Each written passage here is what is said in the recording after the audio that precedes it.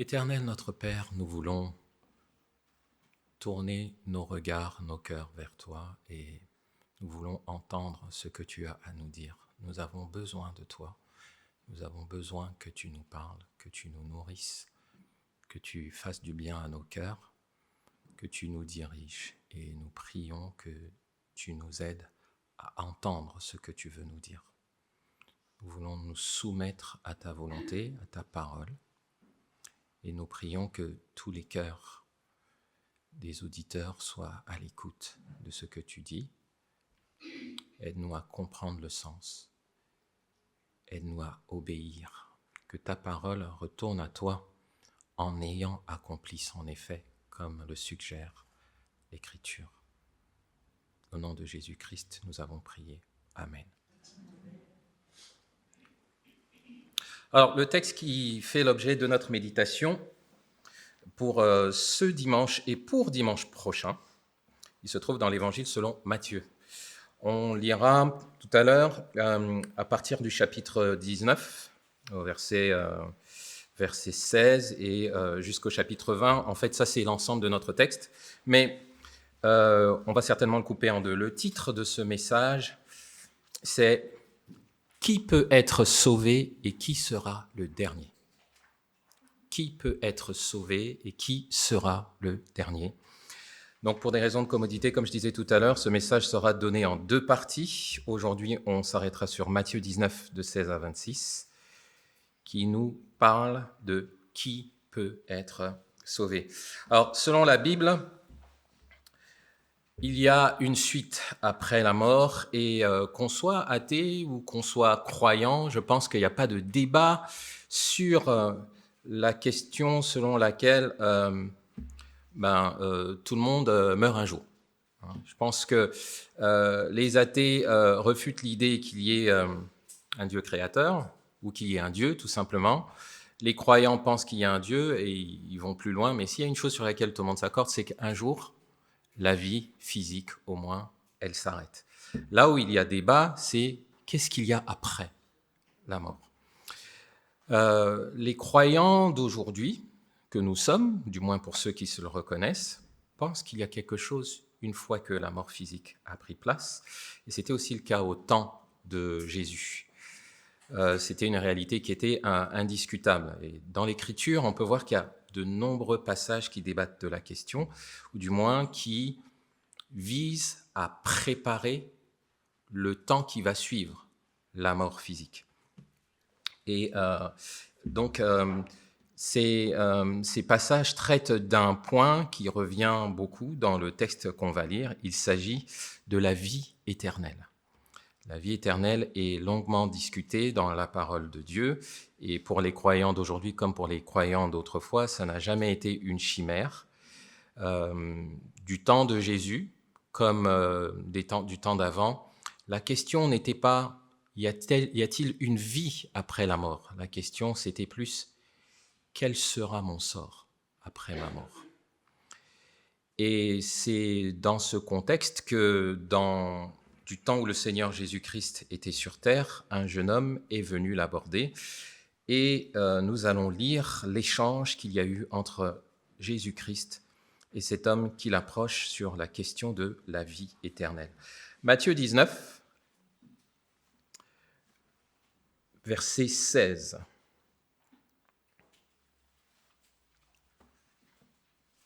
On lit dans la version du Semeur, en tout cas c'est mon cas. Voici ce que dit le texte. Alors un homme s'approcha de lui et lui dit « Maître, que dois-je faire de bon pour avoir la vie éternelle ?»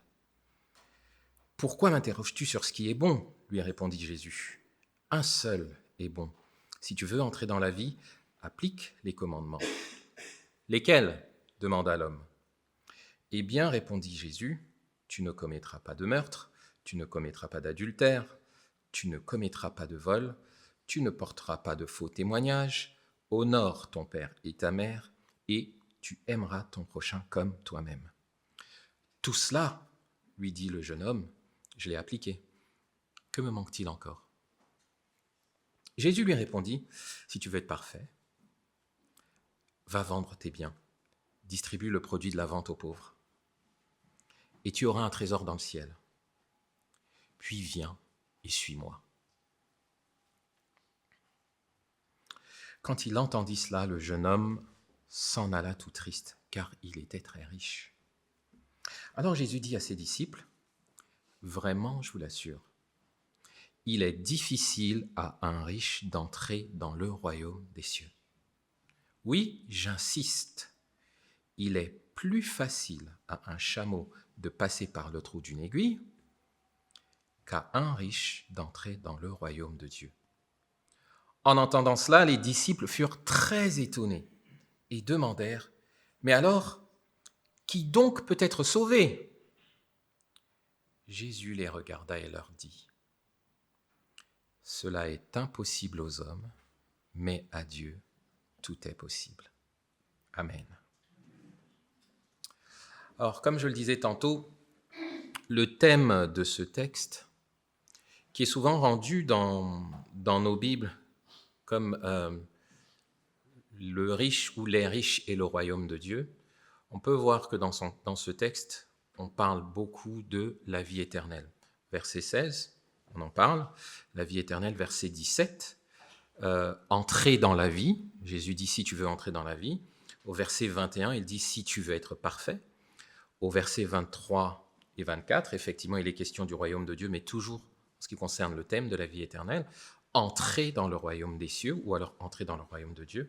Au verset 25 aussi, être sauvé. Tout ce dont il s'agit dans ce passage concerne le fait d'accéder à la vie éternelle. Alors, c'est un terme, je pense que quand on vient souvent à l'église, on entend souvent la vie éternelle, mais de quoi parle-t-on lorsqu'on parle de la vie éternelle? Si on essaie un petit peu de définir tout ça, d'abord, on pourrait se rappeler que la vie éternelle, c'est quelque chose que Dieu a promis à son peuple.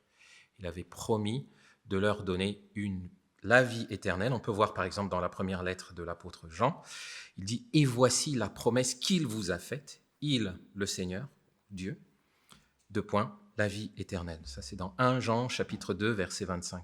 Plus loin, on peut voir aussi que la vie éternelle, c'est la vie que Dieu réserve aux justes, c'est-à-dire à ceux qui lui font confiance, après qu'ils aient connu la mort physique.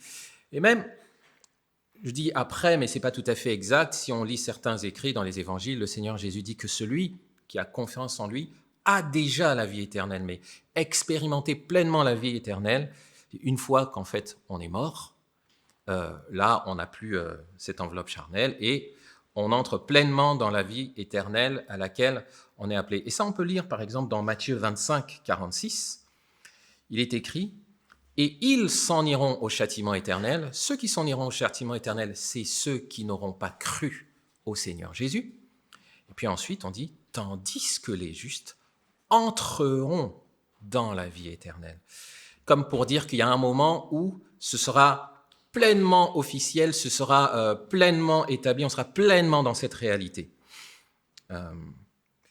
Et puis, la vie éternelle, c'est aussi être de manière permanente et pour toujours, en fait, avoir une relation avec Dieu, être de manière permanente dans la présence glorieuse de Dieu.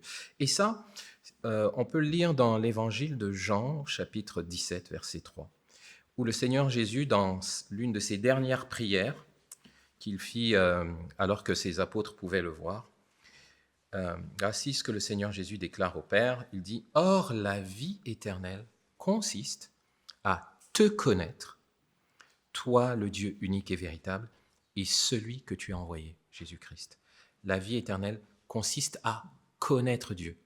Avoir la vie éternelle, c'est avoir une relation continue, profonde, intime, être dans la présence de Dieu. Donc c'est de cette question c'est de ça qu'il est question en fait dans ce passage. Quand le jeune homme vient voir Jésus-Christ et qu'il dit « Que dois-je faire pour avoir accès à la vie éternelle ?» Il est, somme toute, en train de dire « Que faut-il que je fasse pour qu'après ma mort, je passe l'éternité dans la présence glorieuse de Dieu ?» Voilà la question qu'il pose à Jésus. Alors le Seigneur Jésus nous donne, au travers de son échange avec son interlocuteur, va donner deux réponses. On va les résumer comme ça. Et en fait, ces deux réponses, on peut même dire qu'elles sont résumées au dernier verset du passage qu'on a lu. Au verset, si je ne m'abuse, c'est le verset 26. On pourrait résumer ça comme ceci. Cela est impossible aux hommes, mais à Dieu tout est possible. Ça, c'est le résumé de la réponse de Jésus. Mais de manière plus détaillée, pour mieux comprendre le passage de notre méditation, en fait, le Seigneur Jésus va répondre ceci, et on va le voir en détail. C'est impossible aux hommes à cause de leur déchéance vis-à-vis de Dieu. C'est impossible aux hommes à cause de leur défaillance pour obéir à la parole de Dieu ou à la loi de Dieu. Et c'est impossible aux hommes qui refusent la dépendance envers le Fils de Dieu. Mais en revanche, à Dieu, tout est possible. Alors, dans un premier temps, regardons pourquoi c'est impossible aux hommes à cause de leur déchéance vis-à-vis de Dieu. Voici ce que dit le jeune homme qui approche le Seigneur Jésus. « Maître, que dois-je faire de bon pour avoir la vie éternelle ?» Et Jésus de lui répondre, « Pourquoi m'interroges-tu sur ce qui est bon ?» Et il rajoute, « Un seul est bon. » Le Seigneur Jésus, en fait, est en train de répondre au jeune homme que la vie éternelle ne s'obtient pas par nos mérites ou alors par nos bonnes œuvres ou encore en récompense de qui nous sommes. Ce jeune homme approche Jésus en disant « Qu'est-ce que je vais faire qui va compter, qui va me donner des points pour que je puisse rentrer dans le royaume de Dieu ?» C'est ce qu'il appelle quelque chose de bon. Et si vous regardez bien le verset, Jésus lui dit « Tu poses mal la question, tu t'interroges à ce qu'il faut faire de bon, alors que pour rentrer dans le royaume de Dieu, il faut être bon. » C'est pas ce que tu vas faire qui compte, c'est qui tu es qui compte. Et le Seigneur Jésus répond même complètement à sa question. Il dit « Un seul est bon, Dieu. » En fait, la conversation aurait pu s'arrêter là, entre le Seigneur Jésus et cet homme. Parce qu'il est en train de lui dire « Personne ne peut entrer dans le royaume de Dieu. » Parce qu'un seul a les aptitudes, les compétences, les qualités pour être dans le royaume de Dieu. Dieu. Aucun être humain ne peut entrer dans le royaume de Dieu. Alors ça, c'est une déclaration qui est assez forte. Ça vaut le coup qu'on s'y arrête quelques instants parce que je pense que on a tous en mémoire des personnes, des personnages de l'histoire de l'humanité à qui on reconnaît des grandes qualités morales ou alors ils ont fait des actions, des choses bien pour les hommes. On a du mal à concevoir qu'ils ne puissent pas aller au ciel. On va parler, je sais pas moi, de ceux qui sont occupés d'orphelins, de ceux qui ont fait des grandes œuvres humanitaires. Et on se dit, forcément, s'ils ont fait ça, c'est parce qu'ils sont sauvés, c'est possible. Et puis donc, on les imagine comme des personnes qui sont des personnes bonnes. Mais regardez la réponse du Seigneur Jésus. Moi, je trouve qu'elle est sans appel. Jésus déclare, sur la terre, de tout temps, depuis que Adam et Ève ont péché, il n'y a pas un homme bon. Personne n'est bon. Dieu seul est bon. Ni toi, ni moi, peu importe tout ce que tu fais dans la vie, pour Dieu, tu n'es pas bon. Dieu seul est bon. Le jeune homme, quand il est arrivé, il pensait que lui, ce qu'il faisait probablement, ou alors ce qu'il pouvait faire, pouvait le rendre bon. Jésus lui dit, c'est pas la peine. C'est peine perdue. Aucun homme ne peut être bon. La bonté qui est la qualité intrinsèque de Dieu, aucun homme ne la possède. Voilà la réponse de Jésus. Donc, aucun homme ne peut être qualifié pour entrer au ciel. Personne. Inutile de regarder quelqu'un qui a une vie morale meilleure que la vôtre ou plus basse que la nôtre. Du point de vue de Dieu, on est tous au même niveau. Personne n'est qualifié. Personne. C'est ce que dit l'épître de Paul aux Romains. Tous ont péché et sont privés de la présence glorieuse de Dieu. Ne cherchez nulle part, il n'y en a pas un. C'est pas vous, c'est pas moi. Personne n'est bon. Diagnostic sans appel du Seigneur Jésus. Et donc, je trouve que ça aurait dû secouer le jeune homme, de dire « Ah bon ?» Parce que moi, ça me secoue de lire ça. La première réponse du Seigneur, c'est ça, c'est pas par tes mérites, ni même une récompense de qui tu es. Mais la suite du verset, c'est si tu veux entrer dans la vie, applique les commandements. C'est intéressant parce que le Seigneur Jésus est presque, on pourrait dire que le Seigneur Jésus est en train de dire, ce n'est pas par tes mérites, ce n'est pas par rapport à qui tu es, mais c'est par rapport à la réponse que tu vas apporter à la loi que Dieu donne.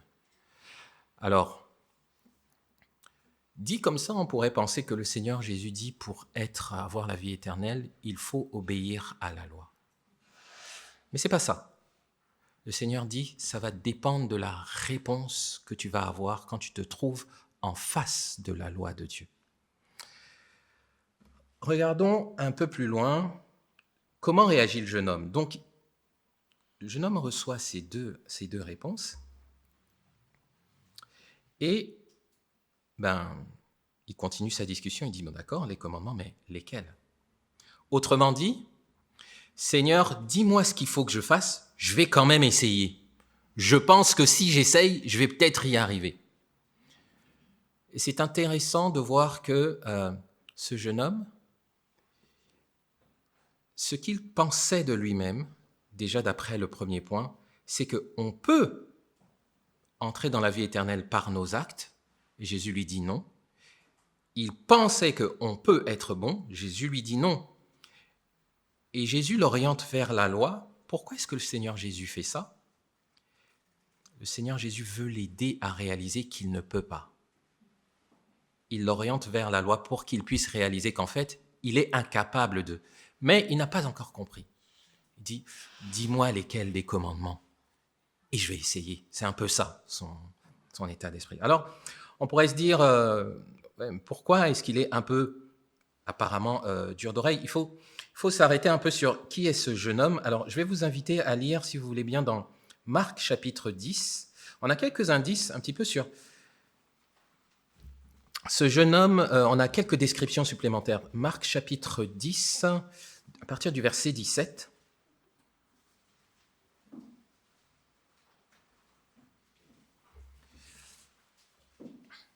Quelles sont les dispositions du jeune homme qui s'adresse au Seigneur Jésus? Le texte dit, Marc chapitre 10, verset 17, « Comme il parlait, un homme accourut, se jeta à genoux devant lui et lui demanda, « Bon maître, que dois-je faire ?» Voici un homme qui a aperçu le Seigneur Jésus et il semble que pour lui c'est une question brûlante, la vie éternelle. Il se dit que Jésus-Christ peut y répondre. C'est un homme qui, quelque part, quand même, a une bonne disposition, dans le sens où il sait qu'il lui manque la vie éternelle. Il est conscient de son manque, pour ce qui concerne la vie éternelle, du moins. Et il s'en va questionner Jésus-Christ. Il s'agenouille même, humblement. Et on peut voir que c'est humblement qu'il le fait, parce que, je ne vais pas vous faire vous balader trop, mais dans Luc chapitre 18, qui retrace le même récit, ça dit que c'est un notable qui est venu demander à Jésus, bon maître. Autrement dit, ce jeune homme-là, il avait une haute position dans la société. Il était très jeune, mais il était déjà très avancé dans la carrière, dans la société. C'était un homme important. Et il est venu, il a couru auprès de Jésus pour lui demander qu'est-ce qu'il pouvait faire pour obtenir la vie éternelle. C'est un homme qui, quelque part, dans les schémas d'aujourd'hui, on pourrait dire c'est un homme qui a réussi, quoi.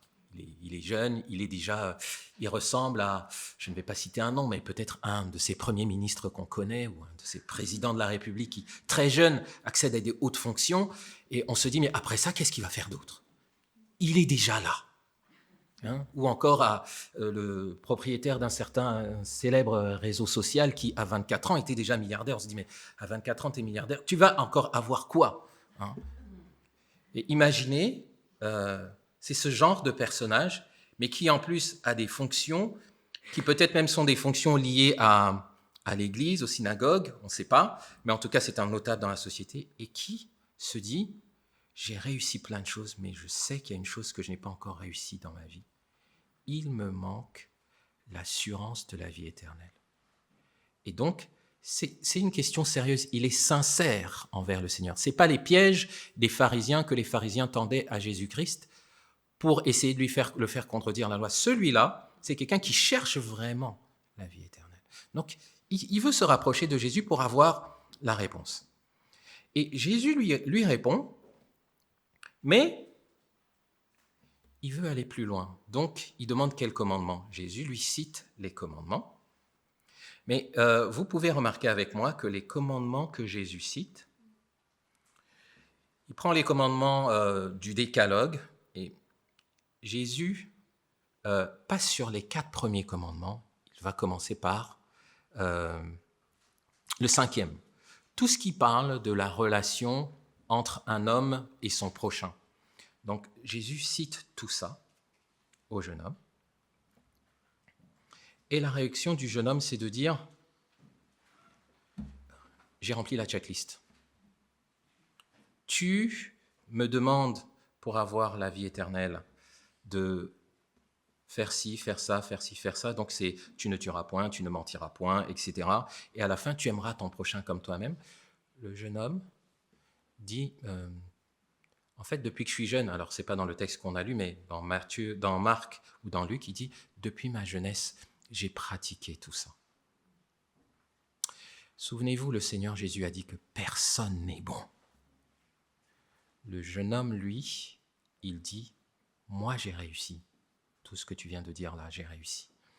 Alors peut-être qu'extérieurement, il avait réussi, mais son trouble, le fait qu'il ne sache pas comment avoir la vie éternelle, montre qu'il n'avait pas encore rencontré la paix. Sa pratique de l'obéissance à la loi, ne lui donnait pas encore la paix ou l'assurance de la vie éternelle. Ça peut nous guider sur la piste de est-ce qu'il avait vraiment réussi à obéir, ne serait-ce qu'à cette partie-là? Peut-être, peut-être pas. Mais ce qui est intéressant, c'est que de son point de vue, il avait réussi à obéir à cette partie de la loi. Et je pense que là où ça nous interpelle, nous, c'est que dans cet échange, on peut voir aussi que la vie éternelle peut être inaccessible pour l'homme qui se considère sans reproche devant la loi de Dieu. Le Seigneur Jésus le tourne vers la loi et lui dit, mais ce que tu me montres sur la loi là, moi, ça me fait rien, j'ai déjà fait ça. Qu'est-ce que tu as pour moi en plus? La preuve, c'est qu'il dit au verset, je vais le retrouver, voilà, au verset 20, il dit, que me manque-t-il encore? Il dit, ce que tu me demandes là, Jésus, j'ai déjà fait. J'ai toujours besoin de la vie éternelle, comme pour dire, bon, la loi, là, moi, ça ne m'a rien fait. Je trouve quand même que notre ami, il est sincère, mais on peut se poser la question de sa pratique. Et c'est là que le Seigneur Jésus veut l'amener. Ce qui est intéressant dans l'une des versions Marc ou Luc, Jésus ne critique pas ce jeune homme. Ce jeune homme est sincère, même s'il se trompe. Il y a un des textes qui dit, je vais le retrouver, oui, c'est ça.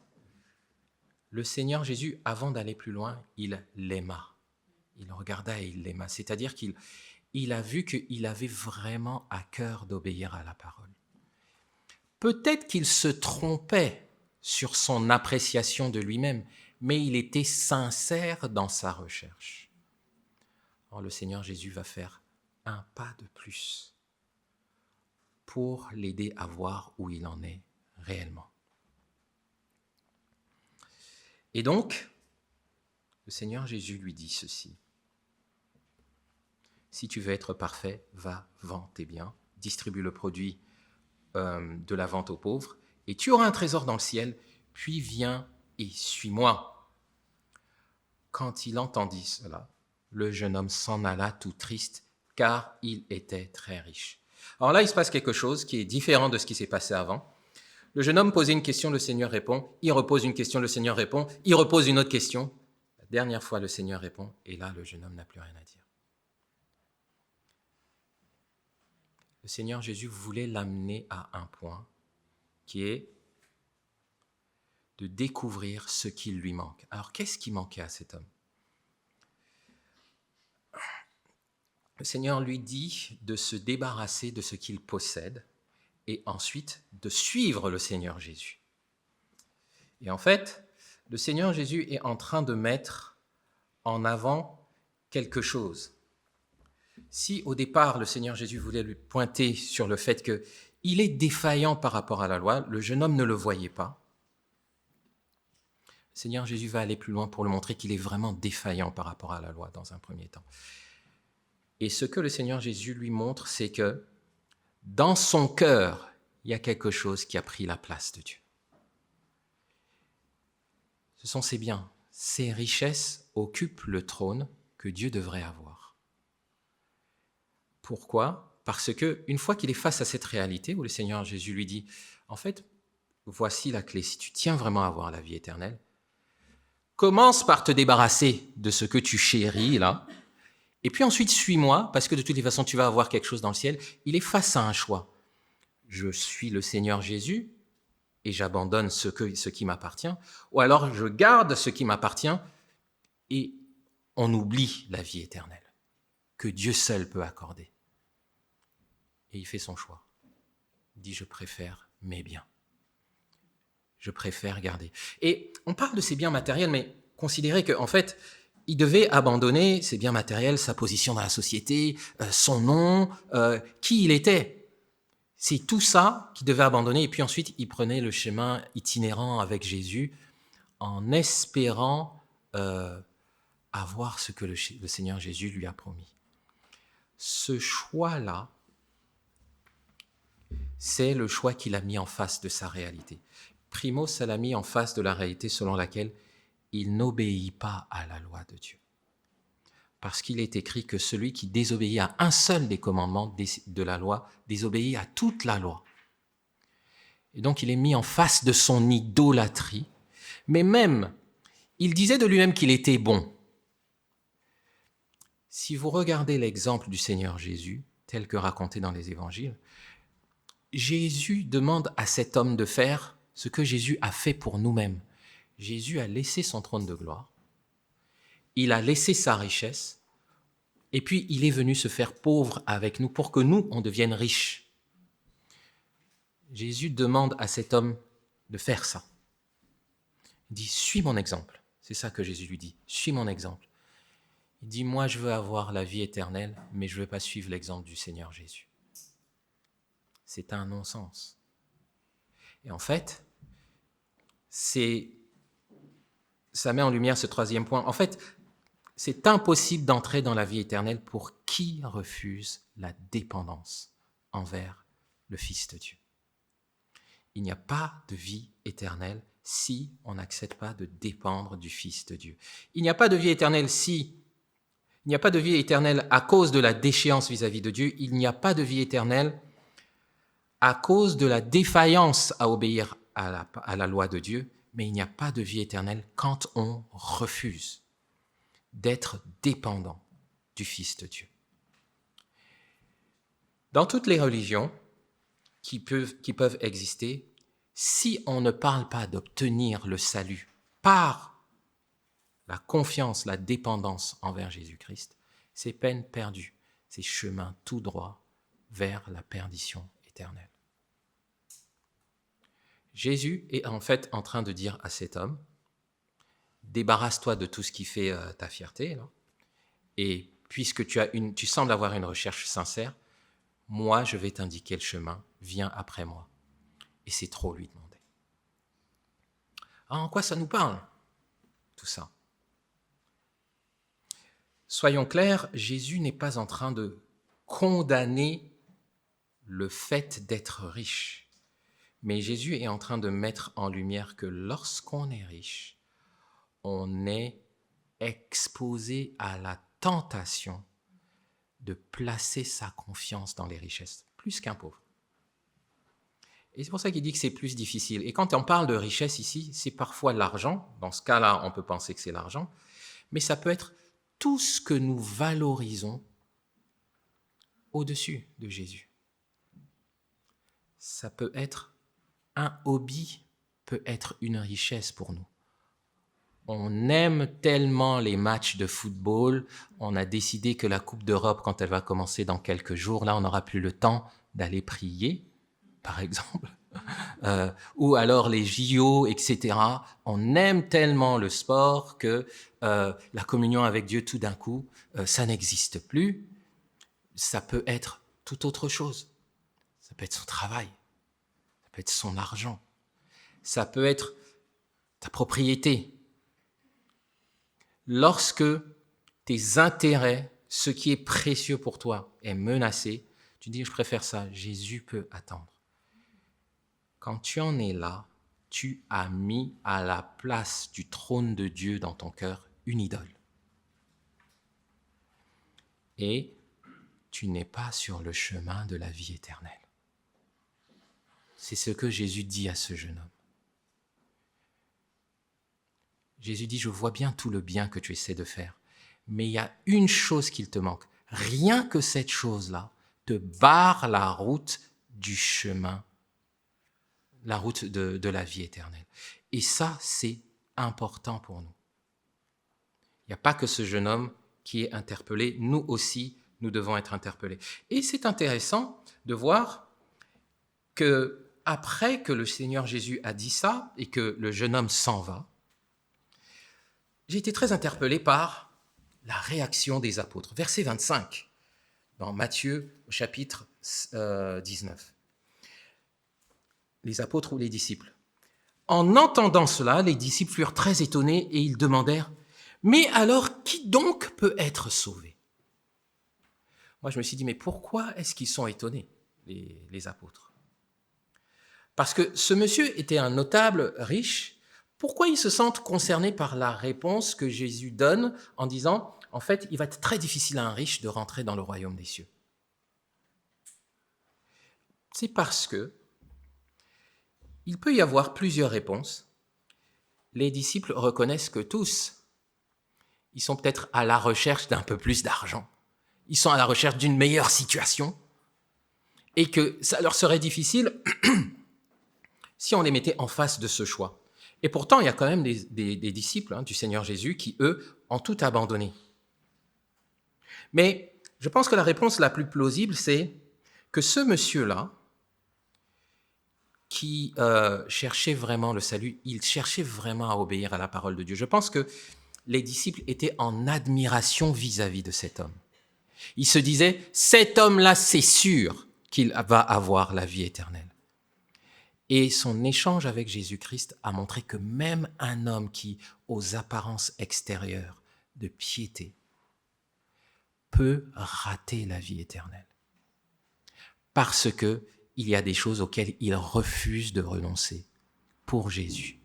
Même l'homme ou la femme avec la plus grande apparence de piété peut rater la vie éternelle si il existe quelque chose qui compte plus que Jésus dans son cœur. Jésus est clair avec cet homme et il est clair avec nous. Quelles sont les idoles qu'il y a dans ton cœur? La musique, la mode, le sport, l'argent, le travail, que sais-je encore? C'est pas que ces choses sont parfois mauvaises en elles-mêmes, c'est qu'elles sont toxiques quand tu les mets dans ton cœur à la place de Dieu. Et si tu les gardes à la place de Dieu, ton chemin vers la vie éternelle est barré. D'où la question des apôtres. Mais qui alors? Et le Seigneur Jésus de résumer. En réalité, aucun être humain ne peut se sauver par lui-même. Cela est impossible aux hommes. Mais à Dieu, tout est possible. Si les hommes pouvaient se sauver, Dieu n'aurait pas envoyé son Fils. Son Fils est venu parce qu'aucun homme ne peut être sauvé. Lui seul peut nous sauver. Et comme on l'a célébré tout à l'heure par la scène, comme on l'a dit tout à l'heure en prière, il faut que quelqu'un meure à la place de ceux qui ne peuvent pas être sauvés. Et il faut que ce quelqu'un soit quelqu'un qui est bon, juste. Il n'y a que Dieu lui-même qui pouvait mourir à la place de sa créature. C'est pour ça que Jésus est venu. Maintenant, le tragique destin de cet homme qui a refusé la grâce qui lui était tendue, cet homme s'est posé la question la plus pertinente de toute une vie. Qu'est-ce que je fais pour pouvoir vivre dans la vie future, pour pouvoir être en présence de Dieu? Il avait la plus grande question, il n'a pas raté cette question, mais il n'a pas voulu de la réponse. Mais nous qui sommes ici, et je m'adresse à tous ceux qui n'ont pas pris la scène. Parfois, tu ne prends pas la scène parce que même si tu es en relation avec Dieu, tu appartiens à Dieu, peut-être que tu sais que dans ta vie, il y a une situation que tu aimerais résoudre, etc. Tu ne veux pas la prendre indignement. Mais ceux qui ne l'ont pas prise, parce qu'ils savent qu'ils n'ont pas encore placé leur confiance en Jésus-Christ. Ce texte nous interpelle. Je dis nous, il vous interpelle, mais il nous interpelle aussi. Parce que pour ceux qui pensent qu'ils croient en Jésus-Christ, il faut se demander c'est quoi la base qui te permet de dire que oui, tu as la vie éternelle. Est-ce que c'est la confiance ou alors est-ce que c'est tes propres œuvres, tes propres mérites? Mais ceux qui savent qu'ils n'ont pas placé leur confiance en Jésus-Christ, ici, c'est un moment d'invitation. C'est un moment d'invitation. Il ne faut pas plaisanter avec ça. Ce jeune homme riche, on ne parle plus de lui dans la Bible. Est-ce qu'il s'est converti plus tard? On ne sait pas. Mais il a eu l'opportunité d'écouter le Sauveur lui parler en direct et lui dire « Tu veux la vie éternelle, je te donne les clés. » C'est ça. Il n'y a ni plus ni moins aujourd'hui pour celui qui n'a pas donné sa vie au Seigneur que d'obéir à l'Évangile. Le Seigneur Jésus dit « Tu ne pourras rien faire pour entrer au ciel. J'ai déjà tout fait. Il faut seulement maintenant que tu t'abandonnes à moi et que tu m'obéisses. Veux-tu le faire ?» Nous allons prier, nous allons fermer les yeux et j'aimerais inviter ceux qui n'ont pas pris cette décision encore dans leur cœur à considérer ce que nous allons prier. Et vraiment, si vous prenez cette décision lorsque nous allons prier, prenez très au sérieux de vous rapprocher des responsables de l'Église, d'un responsable d'Église, pour parler de cette décision.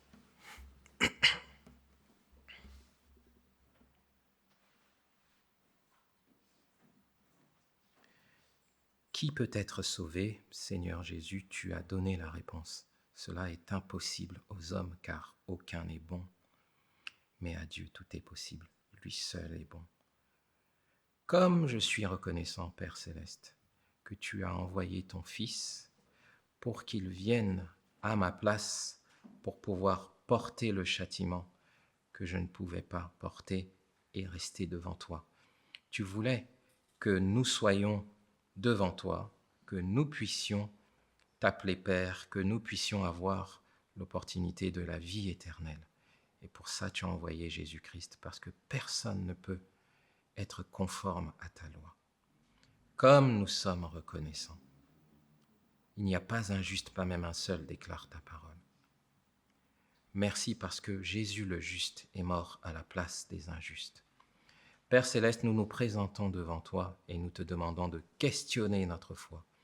Questionne notre foi afin que nous ne fassions pas d'illusions sur nous-mêmes, que nous ne basions pas notre espérance sur nos propres œuvres, que nous ne basions pas notre espérance sur qui nous sommes, mais que nous basions nos espérances sur qui tu es et sur l'œuvre de ton Fils. Nous t'apportons, Père Céleste, tous ceux et celles qui n'ont pas confessé publiquement le nom de Jésus-Christ comme Seigneur et Sauveur. Nous prions que tu leur parles maintenant Nous prions maintenant, Seigneur, que tu parles à leur cœur, que tu leur montres que tu leur offres l'opportunité de la vie éternelle. Qu'ils peuvent te dire, oui Seigneur, je reconnais que dans ce que j'entends, il s'agit de moi. Et oui Seigneur, je veux marcher avec toi. Père Céleste, s'il y a des hésitations, nous prions que le Saint-Esprit les convainque.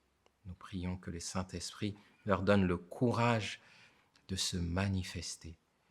Et nous savons qu'il est écrit dans ta parole que lorsque un pécheur se repent, c'est la fête au ciel. C'est la fête et tu promets de t'occuper de lui. Nous demandons que tu accomplisses ta parole au nom du Seigneur Jésus-Christ. Amen.